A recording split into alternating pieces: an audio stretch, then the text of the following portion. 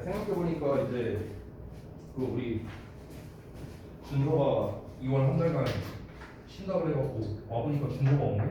배신자. 자, 일단은 그 여러분 그 데일리 검사부터 좀 하도록 하겠습니다. 어디 보자. 그래, 아까 전에 봤지, 그러나. 그래.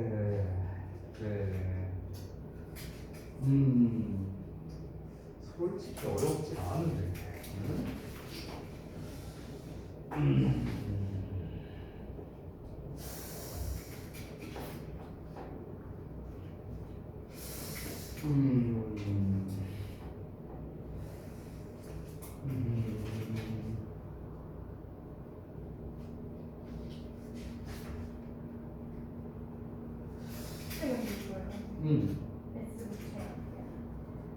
네, 얘 자체가 형용사 얘기가 있어요.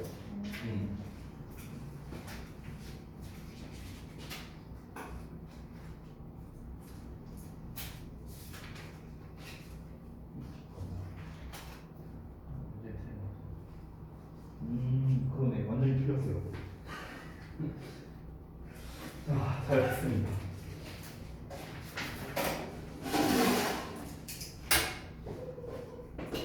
오, 맞췄다. 자, 한번 볼게요. 1번부터. 일단 여러분이 이제 전에 R5반과 이제 한 2주간은 같이 이제 합반 수업을 이제 하셨을 겁니다. 그게 이제 우리가 교재가 같은데 지금 진도만 좀 약간 차이가 있거든요. 그래서 이제 제가 선생님께 이제 그렇게 부탁을 드렸었고, 다시 이제 원래대로 저희 이제 3강부터 아마 안 했던 걸로 기억하거든요. 3강부터 여러분이 아마 그 4강에 8번부터 했었을 거예요, 전에. 그래서 3강부터 4강 7번까지는 지금 현재 여러분이 해설이 안 되어 있는 그런 상태일 겁니다. 그래서 거기까지는 일단 진도를 나갈 거고요. 그리고 여러분이 아마 그 5강이었나 6강이었나까지 진도를 나간 걸로 알고 있거든요, 제가. 그래서 이제 거기는 당연히 수업을 들었으니까 거기를 건너뛰고 그러고 난 다음에 이제 7강 건너뛰고 8강은 안내문 부분이라 마찬가지로 문제만 풀고 넘어갈 거고요. 9강부터 그렇게 볼 예정입니다. 됐죠? 그리고 워크북이나 이런 것도 마찬가지인데요. 워크북은 이제 아마 그 3강이었나 4강이었나 그 부분부터 또 이제 중간이 안 되어 있을 것 같아요. 그래서 그 부분도 마찬가지로 똑같이 그대로 진행이 될 예정입니다. 자, 저랑 이제 수업했던 내용은 아닌데요. 내용적인 걸 좀 간단하게 보자면 이 글의 주제는 뭐였냐면 인구 고령화에 대한 얘기예요. 그래서 인구 고령화가 어떤 문제점이 있다라고 이제 얘기를 나누는 건데 여기에서 이제 결국 말하는 문제점이라는 거는 경제적 문제에 대해서 이제 다루는 내용이었습니다. 그에 대한 이제 주제가 사실 글의 초반부에 나오고 있는 건데 그렇기 때문에 주제에 해당하는 이 부분에 이제 빈칸이 뚫려 있는 겁니다. 자, 이 문제는 이제 제가 제작한 거는 아닌데요. 이 문제를 보고 제가 한번 원문과 비교해봤는데 원문과 똑같이 냈어요. 달라진 게 없습니다. Aging is an economic adversity. 그래서 고령화는 경제적 고난이다 라고 이제 나와 있죠. 이게 바로 이제 이 글의 주제예요. 그래서 정답 5번이 되겠고요. 넘어가서 어법상 어색한 것은 정답 3번인데 3번 부분이 이제 어떻게 되는 거냐면 여기를 잠깐 볼게요. 자, as부터 여기까지가 한 덩어리가 됩니다. and를 기준으로 해서요. population, 주어, ages가 동사입니다. 그리고 their 비동사로 묶여있는 구조예요. 이렇게. 요런 구조입니다. 요런 구조. 됐어요? 자, 그래서 인구가 이제 나이가 들어간다는 거겠죠. 고령화가 되어감에 따라 그리고 이제 더 적은 그런 이제 젊은 성인들이 좀 줄어듦에 따라 없어짐에 따라 이렇게 해석이 되는 거겠죠. 됐어요?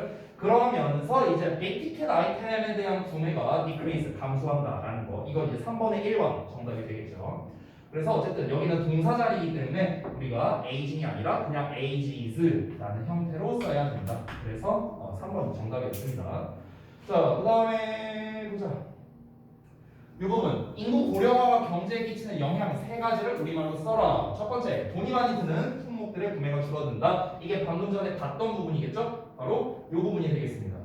베이티켓 아이템스가 이 티켓이라는 게 어떤 그 비용이라고 생각을 하면 될 것 같아요. 그래서 비용이 크게 드는 품목의 구매가 줄어든다라는 내용 첫 번째 나와 있고요. 그 다음에 두 번째가 뭐였습니까? 기업가적 위험을 감수할 사람들이 더 줄어든다라고 나왔는데 그 부분은 여기 있겠네요. 그렇죠? 요 내용이죠. fewer people are likely to take interpretation risks 하고 나와 있는 이 부분이겠고요. 그다음에 세 번째가 전체적으로 저축률과 투자율을 낮춘다라고 나와 있는데 그 부분은 여기에 나와 있겠네요. 여기 그렇죠? 그래서 전체적으로 낮춘답니다. 저축률과 투자율을요. 됐죠? 이렇게 세 가지가 되겠습니다. 자, 그다음에 이제 여기 이 부분은 영작 부분인데 한번 보도록 할게요. 한글 구문 분석을 좀 하면서 하면 좋을 것 같은데요. 일단 이는 상쇄된다 어느 정도 이렇게 묻고 일단 시작을 하면 좋을 것 같아요. 자, 뭐뭐에 의해서라고 돼 있으니까 나머지 부분이 뭐뭐에 의해가 되겠죠. 여기서 뭐뭐에 의해니까 당연히 우리가 by를 생각할 수 있겠죠. 상쇄된다라는 것은 수동태니까 BPP의 by를 생각할 수 있습니다. 자, 근데 by 이하의 구조를 봤을 때 사람들이 은퇴한다 주어 동사처럼 지금 나왔단 말이야. 그러면은 우리가 by ing를 써야 되니까 은퇴한다라는 말 그리고 여기서 찾아 쓴다라는 말이 둘 다 동사일 텐데 동사를 쓸 수가 없겠죠. 전치사 by가 나왔으니까. 그럼 둘 다 ing 형태로 써줘야 되고 즉 동명사의 주어가 되겠죠. 이 녀석은요. 그래서 이 사람들이는 의미상 주어가 된다라고 보시면 생각하시면 되겠습니다.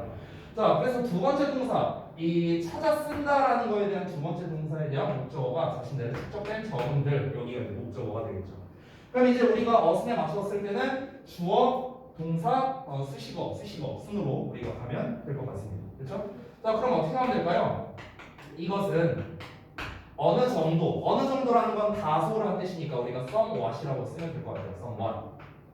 다소 상쇄가 된다. 상쇄된다는 거는요. 우리가 보통 balance라는 동사를 활용합니다. balance는 우리가 보통 균형 또는 동사로서 균형을 잡다라고 하죠. 상쇄된다라는 개념이 무엇입니까? 어느 한쪽으로 힘이 가고 있는데 이걸로 딱 이렇게 맞닥뜨려져서 0이 되는 거예요. 0. 제로섬이 되는 겁니다. 그래서 상쇄된다는 거는 균형이 맞춰진다랑 똑같은 말이 되는 거예요. 그래서 balanced라는 표현을 쓸 수 있겠죠. 자, 뭐에 의해서입니까? by ing를 써야 되는데 by ing를 쓸 때 의미상주어가 사람들이었으니까 사람들을 먼저 써줘야겠죠. 자, 사람들이 은퇴한다라고 했어요. by 뒤에 ing를 써야 되니까 당연히 retiring 이라는 형태를 쓰면 되겠고 and 나왔죠? 두 번째 동사는 뭡니까? 찾아 쓴다라고 했는데 이 찾아 쓴다라는 표현이 뭔가를 끌어다 쓴다. 우리가 뭔가 이제 뭐 예를 들어 어떤 저축되어 있는 거를 뺏어 쓴다라고 할 때 보통 draw라는 단어를 씁니다. draw. 근데 이제 ing 형태를 써야 되니까 우리가 이제 drawing이라는 형태를 쓰면 되겠죠. 근데 이제 draw라고 한다면요 그냥 꺼내다라는 정도의 의미만 되고요. 이제 찾아 쓴다라고 쓸 때는 보통 우리가 draw down이라는 수어를 많이 써요. 그래서 drawing down 이런 식으로 써주면 되겠죠. 자, 찾아 쓴답니다. 남는 거 뭐예요? 이 부분이죠. 자신들의 축적된 저금들이요. 그럼 자신들의 그들의 their 축적시키다는 accumulation이요? 잠깐만 스펠링이 갑자기 헷갈리네. 맞나? accumulated 맞냐? 왜 이렇게 어색해 보이네? 어쨌든가 그리고 이제 저금들이니까 savings 이렇게 쓰면 되겠네요. 맞나? 나도 안 보고 쓴 거라서 잘 모르겠어요. 맞냐? 오케이. 혹시 틀리면은 저 잘릴 뻔했어요. 자, 아무튼가 그래서 이런 식으로 우리가 영작을 할 수 있겠다. 사실 이제 고등 영어에서도요 우리가 기본적으로 한글 구문 분석을 하고 나서 쓰면은 그렇게 어렵진 않으니까 항상 참고해서 쓰시면 좋겠고요. 자, 그다음 넘어가겠습니다. 4번 방금 전에 했고요. 자, 다음.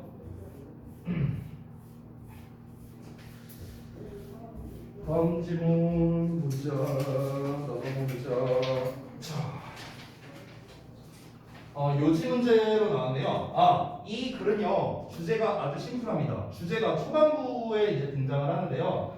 처음에 보시면은 관계성을 관리하는 게 어떤 대절 이하라는 가치라고 하면서 그러면서 두 번째 문장 여기가 이제 사실 중요한데요. 왼절부터 이 왼절부터 여기까지가 한 덩어리거든요.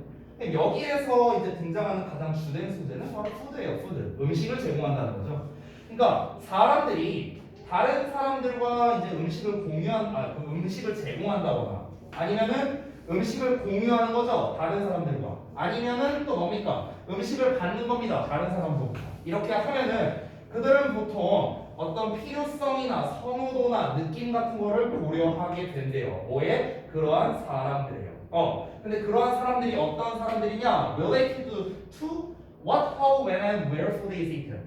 그러니까 무슨 음식을 어떻게 언제 어디서 먹을지를 어떤 음식이 이제 먹혀지는 거니까 어떤 음식을 어떻게 언제 어디서 즉 어떤 상황에 맞게끔 먹을 것인지 이거와 관련된 그런 사람들의 필요성, 선호도 그리고 느낌 이런 거를 이제 고려하게 된대요. 즉 무슨 말이냐면요. 음식이라는 거는요. 자신과 관련이 되어 있는 사람들의 요구, 선호도 그리고 그런 감정 이런 거를 고려한다라는 겁니다. 결국에 사회적 관계에 있어서 이 음식 선택이라는 게 중요하다를 지금 말하고 싶은 거예요. 됐어요? 예를 들어서 니네가 뭐 사회적으로 높은 지위의 사람을 만났어요. 저기 뭐야 막 뭐 만약에 삼성전자가 이재용 회장을 만났어 니네가. 근데 이재용 회장이 아무거나 사주겠대. 그럼 니네 이재용 회장이랑 엽떡 먹으러 갈 건 아니잖아. 그렇잖아. 아니 그러니까 뭔가 그런 사회적 관계에서 우리가 뭔가 음식을 선택하는 것 자체가 뭔가 이 되게 영향이 있다라는 거겠죠. 사회적 관계에 있어서. 이제 그거를 말하고 싶은 거겠죠. 관계성에 대한 것과 음식에 대한 것. 이 두 가지가 바로 주된 소지가 되겠다. 자, 따라서 이 글의 요지 정답은 5번이 되겠습니다. 푸드 초이스는 음식 선택은 영향을 받는답니다. 뭐에 의해서? 사회적 관계에 의해서. 그렇죠? 여러분이 이제 친구들끼리 만났을 때 먹으러 가는 음식과 예를 들어서 야 내가 다음 주에 한번 쏜다 라고 해서 내가 너네를 데리고 가는 곳과 당연히 다른 음식을 먹지 않을 거예요. 사회적 관계에 따라서 음식 선택이 달라지는 겁니다. 오해하지 마세요. 쏘는 거 아닙니다. 자, 넘어갈게요. 6번. 자, 위그레비 쫓은 A의 우리말 각계 이제 영작하라는 건데요. 또, 자, 한번 또 해볼까요? 부모와 자녀의 관계들은요. 주어져. 가족의 음식 결정들을 구성하는 데 기여한다. 기여한다 동사죠. 요 덩어리가 수식어입니다. 근데 여기서 이제 구성하다라는 말이 나왔죠. 얘를 동사라고 적을게요. 그러면 가족의 음식 결정들. 얘가 목적어가 되겠네. 구문 분석은 아주 심플합니다. 그러면 이제 부모와 자녀의 관계 이거는 뭐 사실 영작하기 나름인데요. parent, child, relationships라고 하면 될까요? 관계들이라고 했으니까. 자, 이러한 관계는요. 아니면은 the relationships하고 between하고 써도 돼요. 상관없습니다. 자, 부모와 자녀의 관계들은요 기여한답니다. 기여한다고 하면은 이제 우리가 contribute를 생각해야겠죠. 자, 여기서 어차피 복수형 동사니까, 복수형 주어니까 그대로 쓰면 되겠죠. contribute의 이제 짝은 이제 to죠. 여기서의 to는요, 뭐뭐에라는 전치사의 뜻이기 때문에 뒤에 동사원형 쓰면 안 됩니다. 항상 동명사, 명사형을 써야 되는데요. 여기서 구성하다, 이 구성하다는 사실 단어가 워낙 많아갖고 힌트 단어를 좀 봐야 될 것 같은데, 힌트 단어가 construct로 나왔네요. 그러면 여기는 constructing이 되겠네요. 자, 구성하는데 기여를 한답니다. 뭐를 구성하는 데 있어서? 가족의 음식 결정. 아까 전에도 이제 얘기한 건데 이 family 자체가 형용사로서 쓰일 수 있어요. 얘 자체가 가족의 이렇게 보실 수 있겠습니다. 그 다음에 음식 결정이니까 decisions 써주면 되겠죠. 됐나요? 이렇게 영작을 완료할 수 있습니다. 사실 얘는요 제가 봤을 때 영작으로 내기에는 좀 그렇게 매력적인 녀석은 아닌데요. 법적인 측면으로 봤을 때는 이 부분 아까 말했던 contribute to 뒤에 나와 있는 이 to가 전치사가 전치사이기 때문에 뒤에 ing형을 써야 된다. 이 부분만 좀 주의하시면 되겠습니다. 됐죠? 자 그러면 천천히 말한다고 했는데 또 하다 보니까 빨라지네. 진짜. 자, 시은아 졸려? 아니 씨, 내가 지금 와갖고 이렇게 열심히 하고 있는데 지금 졸반 죽여. 3강보다 3강.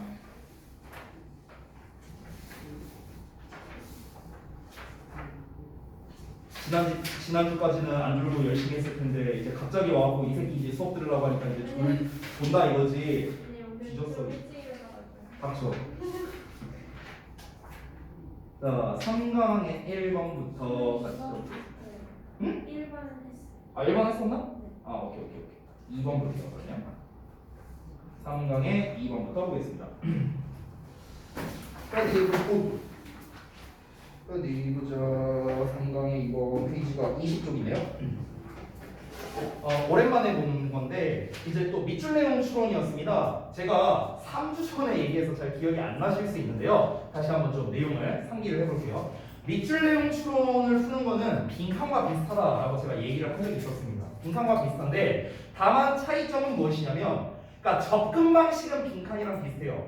내가 말하는 접근 방식이라는 거는 주제를 파악하는 게 중요하다는 겁니다. 여전히 주제를 파악하는 게 중요하다는 거야. 그런데 빈칸은 주제 쪽에 좀 더 포커스가 맞춰져 있어요. 왜냐면 빈칸을 뚫는 자리 자체가 웬만하면 주제를 빈칸을 뚫는 거거든. 그렇기 때문에 빈칸 문제는 주제와 더 직접적으로 맞닿아 있습니다. 그런데 이 밑줄 내용 추론 같은 경우는 주제와 아주 직접적으로 맞닿아 있지 않는 경우도 있어요. 결국에 중요한 건 뭐냐면 패러프레이징이기 때문에 그렇습니다. 얘가 의미하는 바가 뭐냐를 우리가 파악하는 게 중요한 거잖아요. 그렇죠? 제가 전에도 말했지만 그냥 직독직해만으로는 결코 파악을 할 수 없다라고 했습니다. 결국 얘가 함축하고 있는 그 의미가 무엇인가 그거를 글의 전반부나 후반부에서 주로 주제나 아니면 그에 대한 구체적인 예시를 통해서 아 얘가 의미하는 바는 결국 이거구나 라는 걸 우리가 파악할 줄 알아야 된다는 거죠. 근데 대체적으로는 그 밑줄에 담긴 의미가 주제와 관련성이 있는 경우가 대부분이라는 거예요. 그렇기 때문에 역시나 이 문제 유형도 주제와 관련성이 있다. 그래서 글의 소재를 파악하고 얘가 뭐에 대해서 얘기하고 싶은 건지를 파악하는 게 여전히 중요한 그런 유형이라고 보시면 되겠습니다. 자 그러면 3강의 2번 한번 가볼 건데요. 제가 이제 표시한 요 소재 이 부분과 여러분이 표시한 부분과 똑같은지 한번 좀 봐주시고요. 만약에 다르다면은 좀 여러분도 체크해 주시면 감사하겠습니다. 자 일단 문제를 보시면요. When this fact이 이제 의미하는 바가 무엇이냐 마지막 부분에 나와 있습니다. 그러면 주제는 앞쪽에 나올 가능성이 높아요. 마지막에 빈칸이나 이렇게 밑줄이 쳐져 있으면요. 그래서 초반부에서 여러분이 이 내용을 파악하는 게 중요하겠습니다. 자 가볼게요. Irrational acts 비합리적인 행동이 또 just sabotage us라고 나왔는데 이 sabotage가 고의로 방해하다라고 이제 지금 해석이 나와 있죠. 즉 비합리적인 행동이 우리를 고의로 방해하는 것은 아니랍니다. 여기가 이제 도입부인데요. 도입부라고 할 수도 있고 어떤 설명하는 부분이라고 할 수도 있습니다. 또는 필자의 주장이라고 할 수도 있어요. 아직은 몰라요. 어쨌든간 뭔지 모르겠지만 비합리적 행동에 대해서 얘기하려고 하는 것 같아. 우리가 한번 잘 생각해봐. 비합리적인 행동이라는 거는 말 그대로 비합리적인 거잖아. 그렇죠? 여기서 이 비합리적이라는 것 자체는 우리가 비이성적이라고 봐도 되는 건가요? 맞아요? 잘 모르겠어요? 합리적인 판단이란 게 뭡니까? 이렇게 하는 게 당연한 거지. 그래, 그게 맞는 거지. 이게 이제 합리적인 거잖아. 그렇죠? 그 합리적이라는 건 결국에는 이성적인 판단이라고 볼 수도 있는 거죠. 그럼 비합리적이라는 거는 비이성적이라는 거예요. 그러면은 이성의 반대는 뭐예요? 이성적의 반대는 뭐예요? 아니 비이성적 말고요. 그러니까 그냥 이 비라는 말 빼고 다른 단어 이성과 보통 뭘 같이 얘기하죠? 감성에 관련된 걸 얘기하죠. 그렇죠? 그러면은 비이성적이라는 거는요 결국에는 우리가 감성적인 거라고 또 연결을 지을 수 있는 거예요. 됐어요? 자 우리가 보통 합리적이지 않다라고 한다면은 일반적으로 나쁘게 생각을 할 수 있단 말이야. 그렇지? 이 합리적이지 않은 건데 그거를 일반적으로는 나쁘다라고 그럴 거 아니야. 근데 첫 문장에서 뭐라고 했어? 비합리적인 게 우리를 방해하는 것만은 아니라고 지금 얘기를 했어요. 그러면은 이 필자는 비합리적이고 비이성적이고 감성적인 결정이 좋다는 거야, 안 좋다는 거야? 필자 입장에서는 좋다 쪽에 가까운 거야. 플러스일 가능성이 높다고요. 플러스. 그래서 첫 문장만 보더라도 우리가 이 정도를 파악할 수 있습니다. 물론 사보티지라는 단어를 알아야 우리가 해결할 수 있는 거겠죠. 이거를 만약에 모른다면은 다음 부분에서 단서를 줄 겁니다. 자, 다음 내용으로 가볼게요. They can also make us heroes, lovers, and jealous helpers. 그것들은 우리를 영웅, 연인, 그리고 관대한 조력자도 만들 수 있답니다. 좋은 말들이 쫙 나왔죠? 여기서 그것들은 당연히 irrational act겠죠? 그러면은 이 사보티지가 뭔지는 모르겠지만 비합리적인 행동이 어쨌든 뭔가 좋은 거구나. 뭐 영웅이니 연인이니 관대한 조력자니 이런 말 나왔으니까. 다음 내용 갑니다. The qualities, 어떤 자질인데요. We admire most in others. 우리가 다른 사람에게서 가장 감탄하는 또는 존경하는 그런 자질은요. are 무엇이냐? They're emotional ones 나왔네. emotional 감성적인 것이라고요. 뭐가 아니라 intellectual ones가 아니라 지적 자질이 아니라. 됐어요? 그럼 여기에서 제가 연결된 게 이해가 되겠죠? 비합리적이란 건 곧 뭐다? 감성적인 것이다. 똑같은 말이죠. 됐나요? 됐어? 이게 필자가 하고 싶은 말인 거예요. 필자가 하고 싶은 말이 아주 정확하게 나왔습니다. 여러분이 세로티지가 뭔지 몰라도 상관없어요. 결국 여기에서 대놓고 말했습니다. 뭐라고? 우리가 다른 사람들 어드마이어는 알 거 아니야. 존경하고 뭔가 감탄하고 이런 거잖아. 감탄하는 그 자질이 바로 무엇이다? 이모셔널한 거라고. 이모셔널한 거. 인텔렉츄얼한 게 아니라 지적인 게 아니야. 됐어? 이것만 보더라도 우리는 이제 이런 것이 좋은 거구나라고 지금 이 필자는 얘기하고 있구나라는 걸 아는 거야. 됐어? 그러면은 여기가 바로 주제문일 가능성이 높습니다. 자, 그 다음 내용 바로 이어서 볼게요. Rarely does intellect alone inspire 하고 나왔는데, 자 여기 rarely 뭡니까? 부정어죠, 부정어. 자, 지금처럼 부정어가 이렇게 문장 앞에 나오면은 어떻게 됩니까? 주어, 동사가 도치가 되어 있는 것을 확인할 수 있겠습니다. 구문 분석이 이렇게 되죠. 그렇죠? 부정어가 문두에 나왔을 때가 또 있고요. 그 다음에 이제 우리 부사가 앞에 나왔을 때 도치가 되는 경우도 있죠. 그래서 이 도치 구문에 대해서 좀 간략하게 말씀을 드리면, 어법 시간은 아니니까 간략하게만 말씀드릴게요. 보통 우리가 이제 이 도치 구문을 예전에는 이제 어법 문제, 특히 수일치와 관련해서 이제 문제를 많이 냈었어요. 그런데 요즘에는 학생들이 부사 도치든 부정어 도치든 이제 워낙 이제 많이 학습하고 잘 알다 보니까 어법으로 잘 출제를 안 합니다. 요즘에는 영작으로 잘 돼요. 영작으로.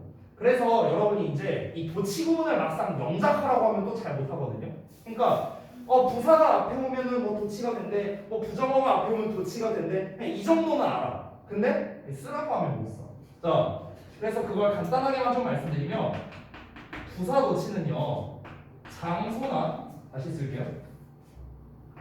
자, 장소나 방향을 의미하는 그런 부사 또는 부사구가 이렇게 문장 앞에 나옵니다. 그러면 도치가 일어나요. 자, 또는 부정어나 우리가 준부정어라고 부르는 녀석들이 있습니다. 준부정어. 지금 우리 본문에 써있는 rarely도 준부정어에 해당되는 녀석이에요. 준부정어란 거의 아닌 시리즈라고 생각하면 됩니다. 쉽게 말하면요. 거의 아닌 시리즈. 그게 뭡니까? 지금 나와있는 뭐 rarely나 뭐 hardly나 또는 뭐 seldom이나 뭐 등등등 많이 있겠죠. 뭐 barely, scarcely 등등 다 가능하고요. 또 뭐가 있냐면요, 이 little이라는 놈도 우리가 준부정어로 취급합니다. 준부정어. 그 우리 중학교 때 이런 거 배우거든. 그 수량 형용사라는 거 배워요. few, a few, little, a little 이런 거 배우죠. 그렇죠? 그때 여러분이 분명 이런 걸 들어본 적이 있을 거야. 무슨 뭐 a few, a little은 뭐 긍정의 의미고 뭐 few와 little은 부정의 의미다 뭐 이런 거 아마 배운 적이 있을 거예요. 그래서 우리가 이 little이라는 건 보통 거의 없는으로 이제 해석이 되거든. 그렇기 때문에 거의 뭐뭐가 아닌이라는 의미이기 때문에 우리가 준부정어로 이렇게 쓰일 수 있는 겁니다. 주의점이 있는데요. few는 준부정어가 아닙니다. few는 안 돼요. few는 little만 가능합니다. 왜 그러냐면 이 네 단어는 전부 다 부사예요. 부사. 이 준부정어의 역할을 하는 애들은요, 전부 다 부사라고 생각을 하면 되는데, little은 부사가 가능한데 few는 부사가 안 돼요. 그렇기 때문에 이 little만 우리가 준부정어로 취급이 되고요. 마지막 하나만 쓰자면 이제 only라는 단어도 있습니다. 이 only도 우리가 부정어로 취급을 합니다. 얘네들은 거의 아닌이라는 의미니까 우리가 부정어로 볼 수 있는데, only는 왜 이제 부정어로 취급을 하느냐? 내가 예를 들어서 야, 호연이만 남아 이렇게 얘기를 했어. 그러면은 호연이만 only를 얘기한 거죠. 호연이만 남으라는 거는 우리가 바꿔 말하면 나머지는 남지 마 이런 의미가 되는 거죠. 됐어요? 그렇기 때문에 only도 부정어와 같은 취급을 받는 겁니다. 자, 그래서 이런 놈들이 나오면 마찬가지로 도치가 발생하게 되는데, 이 둘의 차이점은 무엇이냐? 우리가 문법책을 살펴보면요, 사실 이게 정리가 되어 있지 않더라고요. 저 어떤 문법책을 보더라고요. 좀 아쉬운데, 제가 그냥 용어를 만들었어요. 정식 용어 아니니까 외우지는 마시고요. 자, 장소나 방향의 부사나 부사구가 나왔을 때 일어나는 도치를 쌤은 뭐라고 부르냐면 단순 도치라고 불러요. 저는 단순 도치. 부정어나 준부정어가 앞에 나왔을 때 쌤은 의문문 도치라고 부릅니다. 자, 이게 무슨 말이냐? 단순 노치는 그냥 자리만 단순하게 바꿔라 라는 겁니다. 그냥 자리 바꾸면 끝이에요. 자리만 바꾸면 끝. 근데 부정어나 중부정어가 앞에 나오면 어떻게 해라? 자리만 바꾸고 끝나는 게 아니라 의문문 만든다고 생각해라 이런 소리예요. 의문문 만든다고 생각해라. 따라서 여기에서 지금 어떻습니까? Does intellect alone inspire 이렇게 나와 있죠. 그러니까 intellect가 주어, 그 다음에 does inspire라는 마치 의문문을 만드는 형태로 지금 나와 있는 거예요. 부정어가 앞에 있습니다. 그렇죠? 그래서 이 부분만 여러분이 좀 잘 기억하고 계신다면요, 영작할 때 빨리 미리 쓸 것이다. 네, 이 정도로 넘어가겠습니다. 자, 어쨌든간 지적 능력만으로 뭐다 고무시키지 못한답니다. 로맨틱한 행동이라든가 영웅과 같은 그런 이제 디드 어떤 행동 이런 거를 고무시키지 못한대요. 즉 지적 능력만으로 한계가 있다. 이걸 말하고 싶은 겁니다. 이 사람은 감성적인 게 좋다라고 말하고 있으니까, 그지? 자, 이어서 볼게. 지금까지 얘기한 거는 이성적인 거와 감성적인 거, 합리적인 거, 비합리적인 거, 비이성적인 거 이런 얘기를 했습니다. 지금까지 얘기한 건. 근데 갑자기 텔레비전 미니 시리즈 무슨 런썸 도브 막 갑자기 이런 얘기가 나와. 그럼 이거 뭐야? 예시. 됐어요? 딴 얘기가 나왔죠. 지금 이전까지 텔레비전 얘기 안 나왔잖아. 근데 갑자기 텔레비전 얘기 나왔죠. 뭐야? 예시인 거야. 그럼 이런 데 앞에다가는 for example이나 for instance 이런 거 써도 되는 거야. 알겠지? 자, 텔레비전 미니 시리즈의 런썸 더브는 was a big hit. 굉장히 히트를 쳤답니다. 1980년대에. 자, 이 예시를 통해서 뭘 말하고 싶겠어요? 당연히 이 필자는요. 예시를 통해서 얘가 이 감성적인 부분이 지적인 능력보다 더 우수하다. 이거 말하고 싶은 거겠죠. 이게 주제예요. 자, 그러면 빨리 가봅시다. 이 두 명의 굉장히 억세게 생긴 그 텍사스의 레인저들이 shared a life together. 삶을 함께 공유했습니다. 어떤 삶이냐? That eventually 결국에는 그들을 이끌었던 삶이랍니다. From 텍사스에서 몬타나로요. 그리고 그곳에서 그들은 make their fortune. 그들의 재산을 만들어냈다. 즉 돈 벌었다는 소리예요. 쉽게 말하면 from a cattle driver. cattle driver 뭐야? 소몰이야, 소몰이. 됐죠? 자, one partner. 한 동료가 die, 뒤졌고요. And the other promised. 자, 나머지 한 명이 약속했습니다. 뭘? To personally return. 개인적으로 되돌려주겠다고요. 그 이제 몸이니까 그 이제 시체겠죠, 시체. 시체를 텍사스로 되돌려 보내주겠다. 이제 이렇게 약속을 한 거야. 개인적으로. 이 사람한테 직접 약속을 한 건 아니겠죠. 왜 그런 거야? 이제 영화 장면에서 얘가 뭐 뒤졌어. 이제 막 시체 끌어가고 내가 너의 시체만큼 먹고 고향에 가서 붙어줄게. 이런 거지 뭐. 됐어? 이런 거 했다는 거야. 근데 이게 뭐 상호간의 약속은 아니니까 그냥 지 혼자 했다는 거죠. 그게 바로 뭐랍니까? Incredible sacrifice라는 거야. 굉장히 놀라운 희생이라는 거죠. 아니 이게 우리가 이성적으로 한번 생각을 해보라는 거야. 아니 이거 시체가 죽었어. 이 시체야 시체. 그럼 시체 그냥 길바닥에 두던지 딴 데 뭐 여기 몬타나에다 묻든지 말든지. 아니 시체는 모르지. 뒤졌는데. 그렇잖아. 그냥 감성적인 영역이잖아. 감성적인 영역. 아니 야 이 시체를 이 무거운 거를 어떻게 막 이렇게 막 이고 막 가갖고 막 몇 날 며칠 막 가서 그 땅 묻어주려고 이 간다는 것 자체가 보통 일이 아니잖아. 이 사람이 굉장한 희생을 한 거죠. 자 그러면 어떻습니까? From rational point of view 합리적인 관점에서 봤을 때는 그 죽은 파트너는요 would know 알지 못하겠죠. Where he was buried 그가 어디에 묻히게 되는지는 당연히 모르죠. 뒤졌으니까. 그는 was already dead. 그는 이미 뒤졌으니까. 나왔죠? 이어서 The surviving partner's friends. 자, 그 살아남은 동료의 친구들이 생각했습니다. His promise was foolish. 그의 약속이 참 어리석다고요. 뭐하러 그런 약속을 하냐. 그냥 너 고생하는데 그냥 여기다 묻어라. 얘가 어떻게 아냐. 이런 거지 뭐. They pressured him. 그들은 그를 압박했어요. 뭐 하도록? To ship the boy to Texas by train. 기차편으로 그 텍사스로 이제 그 이제 시체겠죠 이거는. 그 시체를 수송하라고 압박을 했습니다. 아니 이거 언제 이거 가 무거운데. 자 그런데 no rational. 자 no 명사하고 나왔으니까 어떠한 뭐뭐도 뭐뭐하지 않다 이렇게 해석을 하면 됩니다, 여러분. 우리가 이렇게 부정어, 특히 이제 no가 앞에 나왔을 때는요, 실제로 no가 부정하는 거는 원래 argument예요. 원래는 no는 형용사거든요. 하지만 우리가 해석을 할 때는 동사를 부정한다고 생각하면 편합니다. 동사를 부정한다고. 즉 어떻게 하는지 잘 보세요. 어떠한 합리적인 주장도 이 전투에서 이기지 못했다. 이렇게 해석하는 게 가장 깔끔하다는 거. 되겠지? 어떠한 합리적인 주장도 이 전투에서 승리하지 못했답니다. 여기서 말하는 이 전투는 뭘까요? 일단 이 전투.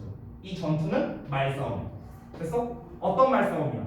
야, 이거 그냥 기차에 보내. 아니야, 내가 가갖고 묻어줄 거야. 이거겠죠? 이 논쟁을 말하는 거야. 근데 이 논쟁에서 이긴다라는 거예요. 이 논쟁에서 이긴다는 건 뭐겠습니까? 논쟁에서 이긴다. 논쟁에서 이긴대요. 논쟁에서 이긴다는 건 그 살아남은 동료 있죠? 그 이제 시체 이고 가는 그 친구. 그 친구가 그냥 포기하고 그래 여기다 묻지 뭐. 얘가 만약에 그냥 텍사스로 안 가고 그 몬타나에다 그냥 묻어버렸어. 그러면 뭐야? 그럼 이 전투에서 이긴 거죠. 누구 입장에서? 그 친구들 입장에서. 됐어? 근데 전투에서 이기지 못했다는 건 뭐겠습니까? 결국에는 얘가 말을 안 들었다는 거죠. 이해됩니까? 그럼 여기서 when this battle이 의미하는 바는 결국 무엇입니까? 어떤 뉘앙스여야 돼요? 얘네가 뭔가 이 살아남은 동료의 살아남은 그 파트너의 뭔가 이 행동을 바꿔놓지 못했다. 뭐 대충 이런 내용이 나와야 정답이 되겠죠. 그래서 정답이 몇 번? 4번이 되는 거예요. 4번. Change the surviving partner's mind. 그래서 살아남은 동료의 마음을 바꾸는 것. 살아남은 동료의 마음을 바꾼다는 게 무슨 말이야? 그냥 여기다 뭐 내버려 두고 가. 아니면 뭐 기차편에 해갖고 가. 이거겠죠. 근데 그러하지 못했다는 겁니다. 어떠한 합리적인 주장들. 그리고 if it had, 만약 그랬더라면 뭡니까? 만약 설득에 성공했더라면 그러면 이 영화가 would have lost its charm. 그렇게 매력적이지 않았을 거랍니다. 그랬겠죠. 뭔가 감동을 주는 영화일 거 아니야. 야, 저거 막 친구가 막 죽어갖고 막 이렇게 친구하고 저기까지 가고 감동적이다 이럴 텐데, 야, 너 그냥 버리고 가. 아씨, 그럴까? 그래. 이러면 감동이 없잖아. 그렇죠? 됐죠? 자, 그래서 제가 패러프레이징한 거를 좀 같이 봐주시면 좋겠습니다. 여기서 말하는 어떠한 합리적인 주장, rational argument라고 했어요. 저거 뭡니까? 합리적인 거는 이성적인 거예요. 이성적이라는 거는 아까 위에 본문에 나왔던 지적 자질이 되는 거죠. 됐어요? 지적인 거죠. 근데 그 어떠한 지적 자질도 이 싸움에서 승리를 못했답니다. 즉 지적 자질이 감성적 자질을 이기지 못했다는 거죠. 됐나요? 그러니까 주제와 맞닿아 있는 거죠. 아까 주제에서는 뭐라고 했습니까? 감성적인 요소가 더 중요하다고 말했잖아. 이 영화에서도 어떻다? 감성적인 요소로 인해서 어떤 지적, 즉 이성적, 합리적인 판단을 이겼다라는 거죠. 됐나요? 그래서 주제와 아주 직접적으로 맞닿아 있는 건 아니지만 주제와 관련성이 있는 게 바로 이 밑줄이 되는 거죠. 됐나요? 그래서 정답 4번이 됐다. 이렇게 정리할 수 있겠습니다. 자, 제가 이제 쓴 요약문이 있는데요. 요 요약문은 마찬가지로 여러분이 다 쓰실 필요는 없고요. 제가 키워드만 잡을 테니까 그 키워드만 여러분이 좀 써주시기 바랍니다. 여기에서 정서적이라고 썼죠? 정서적이라는 건 다 이겁니다. 비합리, 비이성, 감성적 다 이거예요. 여러분이 쓴 것과 좀 비교를 해보시면 좋을 텐데요. 자, 일단 정서적 자질이 방해를 하는 게 아니라 뭐다? 지적 자질보다 우선시된다라는 겁니다. 이 세 가지가 키워드예요. 이게 제일 중요한 거야. 그래서 포인트는 이거예요. 이거. 요 세 가지 키워드만 여러분이 좀 쓰시면 될 것 같아요. 그러니까 정서적인 게 지적인 것보다 더 우선순위가 높다예요. 아주 심플하게 말하면. 제가 아까 말한 요겁니다. 요거. 감성적인 게 지적보다 더 크다. 됐어요? 이게 제일 중요한 포인트가 되겠습니다. 됐죠? 이거 뭐 다 쓰실 필요 없어요. 다 안 써도 됩니다. 자, 다음 내용 가겠습니다. 이 세 가지 포인트만 쓰시고요. 정서적, 지적, 우선시. 이겁니다. 이거. 정서적인 게 지적인 것보다 더 크다. 그죠? 3번 갑시다.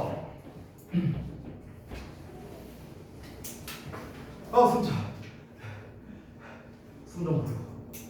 다시 시작.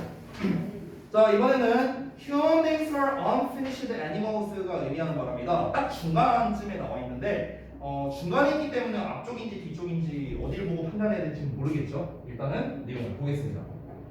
아이디어나 theory랍니다. 뭐에 대한 거냐면 인간 본성이래요. 인간 본성에 대한 어떤 개념 그리고 이론들은요 have a unique place 고유한 위치를 가지고 있답니다. in the sciences 과학에서요.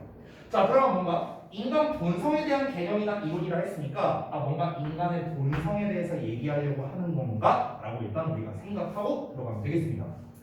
We don't have to worry. 우리는 걱정할 필요가 없어요. 대절 이하를요. 대절 이하가 뭐냐? The cosmos는 우주입니다. 우주가 will change 변하게 될 거라고요. 뭐에 의해서? 우리의 이론에 의해서. 어떤 거에 대한 이론? 우주에 대한 이론. 됐죠? 우리가 어떤 우주에 대한 각종 이론을 세웠어요. 뭐 특수 상대성 이론이 됐든 그냥 일반적인 상대성 이론이 됐든 간에 어떤 우주에 대한 각종 이론을 세워. 근데 우리가 세운 이론 때문에 이 우주가 변하면 어떡하지? 이렇게 걱정할 필요는 없다는 거야. 왜? 우주의 어떤 그런 뭐 진리나 그런 거는 뭐 절대적일 테니까. 우리가 뭐 이론 세워봤자 뭐 의미가 있겠어요? 우리는 우주에 찍을만한 존재조차도 안 되는데. 그렇죠? 자, 이어서 보자면 The planets, 행성들은요. 이 부분에 대한 부연 설명입니다. 행성들은 실제로 don't care, 신경 쓰지 않는답니다. 뭐를요? What we think, 우리가 생각하는 걸요. 그리고 how we theorize about them, 우리가 그들에 대해 어떻게 이론화하는지 이런 걸 이제 신경 쓰지 않는데요. 그러니까 약간 이런 거야. 약간 행성을 의인화하면은 막 이런 거지. 야 뭐 목성은 뭐 어쩌고 저쩌고 저쩌고 막 이렇게 해서 막 이러이러 막 이론을 막 세웠어. 그럼 이제 목성 입장에서는 웃기고 앉았네. 이런다는 거야. 혹시 나는 가만히 있는데 지들이 뭐라고 나에 대해서 나를 정의해? 약간 이렇다는 거죠. 됐죠? 자, 그러나가 나왔습니다. 여기가 중요하겠죠, 항상. 그러나 we do have to worry. 우리는 진짜 정말 레알로 걱정을 해야 된대. 이번에는 걱정을 해야 된대. 뭐를? 배절을. 배절 볼까? 인간의 본성은 변화될 거랍니다. 우주는 변할 거라고 걱정할 필요가 없어요. 왜? 우주의 진리는 절대적입니다. 근데 인간의 본성은 변화될 거랍니다. 뭐에 의해서? 우리의 이론에 의해서. 인간 본성에 대한. 그래서 자, 다시 봐봐. 여기까지 내용을 한번 좀 정리해 볼게요. 구성이 어떻게 돼 있나? 처음에 도입부가 나왔습니다. 소재를 제시하고 있어요. 휴먼 네이처라는. 즉 인간의 본성에 대한 어떤 개념이나 이런 게 어떤 고유한 위치를 차지한다라고 했어요. 여기서 말하는 고유한 위치를 차지한다라는 말은 되게 추상적입니다. 고유한 위치를 차지한다는 게 뭔데? 이렇게 될 수가 있죠. 그러면서 이제 우주에 대한 이론을 먼저 얘기했습니다. 처음에 인간 본성에 대한 얘기를 하고 우주에 대한 얘기를 이제 했어요. 얘는 걱정할 필요가 없어. 왜? 절대적이니까. 근데 다시 한번 말하면서 인간의 본성에 대한 이론은 우리가 좀 걱정을 해야 된다는 거야. 우리가 이론을 함부로 잘못 세웠다가는 이거에 영향을 줄 수 있으니까. 뭐 대표적으로 성선설이니 성악설이니 막 이런 거 있잖아요. 이게 뭐야? 인간 본성에 대한 대표적인 이론이잖아요. 그렇죠? 저는 참고로 성악설을 믿습니다. 네, 저는 참고로 그렇습니다. 왜 그러냐고요? 아들내미 키워가서 좀 잘합니다. 네, 저는 성악설을 믿습니다. 자, 아무튼가. 그러니까 그런 게 이제 뭐 성선설이니 성악설이니 이런 거와 같은 이론을 함부로 세운다는 것 자체가 이 사람들에게 뭔가 깊이 인식이 되면은 그럼 사람들이 물론 이게 지문에 나올지 모르겠지만 사람들이 뭔가 어떤 편견 같은 걸 가지고 바라볼 수가 있잖아요. 사람을. 그렇죠? 그럼 당연히 사람 간의 관계성에서 어떤 문제가 생길 수가 있겠고 그럼 당연히 인간의 그런 본성에 관련된 그런 게 실제로 변화가 될 수도 있겠죠. 그렇죠? 그리고 우리가 어떻게 바라보느냐에 따라 다를 수도 있어요. 왜냐하면 관점 차이니까 우리가 착하냐 나쁘냐라는 거는 어디까지나 개인적인 기준이잖아요. 지극히. 그렇죠? 누구는 저를 착하다고 볼 수도 있겠지만 제 친구들 중에 저를 착하다고 하는 놈은 단 한 명도 없어요. 나쁜 놈들. 여러분이 보기에는 누가 보더라도 제가 착하잖아요. 그죠? 집에 끄덕끄덕 빨리 쉽지 않구나. 근데 제 친구들은 그렇지 않아요.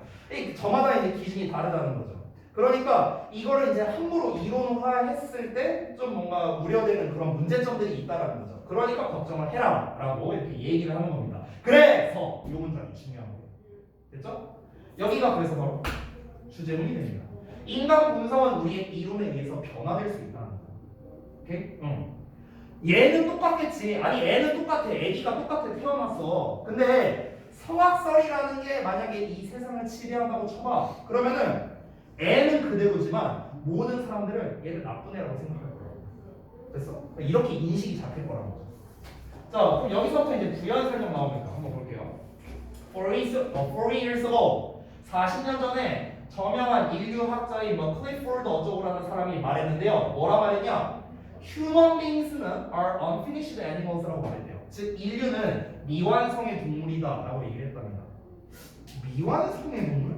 이게 뭘 말하는 걸까? 완성되지